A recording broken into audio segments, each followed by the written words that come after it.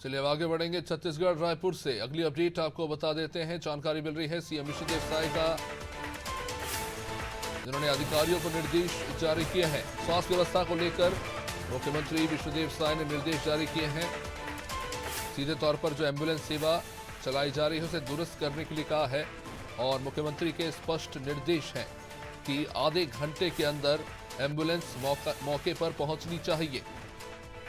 जो तमाम स्वास्थ्य व्यवस्था है उसे सुनिश्चित करने के निर्देश दिए गए हैं। साथ ही साथ जो जेनेरिक दवाइयां हैं उनको लेकर भी मुख्यमंत्री सीएम विष्णुदेव साय ने निर्देश जारी किए हैं और सभी स्वास्थ्य केंद्रों में जो जरूरी दवाइयां हैं उन्हें उपलब्ध रहने के निर्देश जारी किए गए हैं जिम्मेदार अधिकारियों को।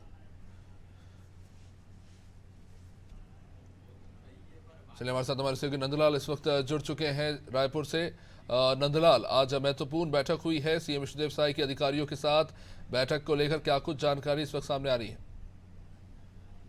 जी बिल्कुल अभिषेक, लगातार ये आज दूसरी बैठक रही कैबिनेट की और पहली कैबिनेट की बैठक में 18 लाख आवास को लेकर मुख्यमंत्री विष्णुदेव साय ने ऐलान किया और आज की बैठक में उन्होंने स्वास्थ्य के लिए बात की है। स्वास्थ्य सुविधा को जो है दुरुस्त करने की बात की है। एम्बुलेंस को लेकर खास तौर पर जो कि कम से कम आधे घंटे के अंदर में वहां पर घटना स्थल पर पहुंचे, इस तरह के जो है दिशा निर्देश किए गए और स्वास्थ्य सुविधाओं में जेनेटिक दवाइयों को लेकर जो डॉक्टर होते हैं उनको भी मरीजों के लिए जेनेटिक दवाई को ही जो है ज्यादातर महत्व दिया जाए, उनको भी लिखने के लिए कहा गया है। और इस प्रकार से स्वास्थ्य सुविधा को देखते हुए प्रदेश में जिस प्रकार से ग्रस्त लोग हैं, बीमारियों से ग्रसित हैं, उनके लिए तत्पर इलाज के दिशा निर्देश किए गए हैं। और सुपर स्पेशलिस्ट जगदलपुर और बिलासपुर में जो हॉस्पिटल खुलने हैं उनका मार्च तक का वहां पर उद्घाटन करने के लिए प्रधानमंत्री नरेंद्र मोदी आएंगे। इस प्रकार से दिशा निर्देश दिए गए हैं और लगातार जिस प्रकार से यहाँ पर स्वास्थ्य सुविधा को देखा जाता है, क्योंकि छोटे छोटे जो घटना होते हैं और छोटे जो बीमारी होते हैं उनके लिए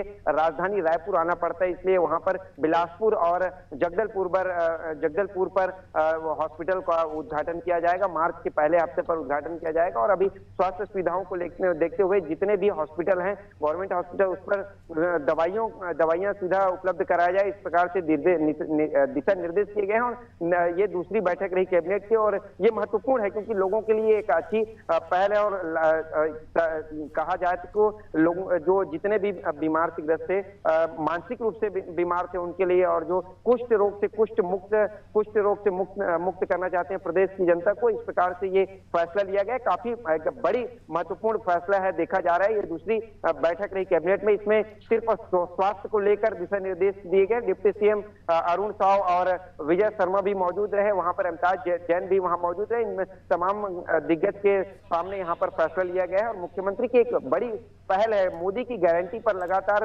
प्रदेश में कार्य शुरू हो गया है। कल उनकी पहली बैठक रखी गई थी जिसमें उन्होंने साफ तौर पर कहा कि 18 लाख जो आवास है उनको, गरीब को जो वंचित है, आवास से वंचित है, उनको 18 लाख आवास भी दिया जाएगा। इस प्रकार से आज ये दूसरी पहल उनका देखने को मिल रहा है। लगातार इस प्रकार से मोदी की गारंटी को पूरी करने के लिए लगातार विष्णुदेव साय यहाँ पर आदिवासी चेहरा है और आदिवासियों के हित में कार्य करने के लिए लगातार उनका बयान सामने आ रहा था। इस प्रकार से भी स्वास्थ्य सुविधा को बरकत करने के लिए, दुरुस्त करने के लिए एम्बुलेंस को आधे घंटे में पहुंचने के दिशा निर्देश दिया गया है और ये पहल लगातार जारी है। अभी और भी बैठकें होंगी, उस पर कवायद लगाया जा रहा है, कयास लगाया जा रहा है कि किसानों के लिए, क्योंकि धान खरीदी केंद्र चल रहा है तो उस पर भी अभी जल्द से जल्द उस पर भी बात करेंगे। और किसानों के जो 2100 रुपए प्रति क्विंटल धान खरीदी करने की बात किए थे भारतीय जनता पार्टी ने और 21 क्विंटल प्रति एकड़ धान खरीदेंगे। ये तमाम जो जितने भी मुद्दे हैं, मोदी की गारंटी है, स्वास्थ्य को लेकर लगातार प्रधानमंत्री की जो योजना है उस पर भी लगातार बातचीत चल रही थी और इस पर आज बड़ा फैसला जो कैबिनेट की बैठक में उन्होंने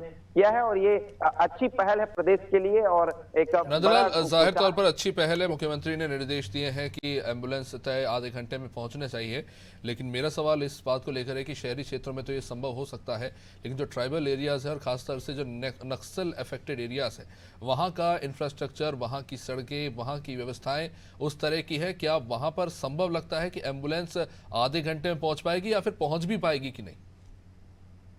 मौजूदा स्थिति जी क्या है? अभिषेक, जिस प्रकार से अभी उनका कार्य चल रहा है और ये दूसरी बार लगभग 2 दिन हुए हैं उनको अभी कैबिनेट की बैठक लेते हुए। दूसरे कैबिनेट में बैठक में उन्होंने साफ तौर पर बोल दिए हैं कि जिस प्रकार से कार्य स्वास्थ्य को लेकर वो एक्टिव और सक्रियता दिखा रहे हैं और प्रदेश की जनता जो त्रस्त थी, क्योंकि रूरल एरिया थे, ग्रामीण क्षेत्रों में ज्यादातर एम्बुलेंस की सुविधा नहीं होती थी। कभी आप खबरों के माध्यम से देखा जाता था कि कोई बाइक पर ही पेशेंट को लाया जा रहा था, तो कोई साइकिल से, तो कई ऐसे जगह पर रोड की भी सुविधा।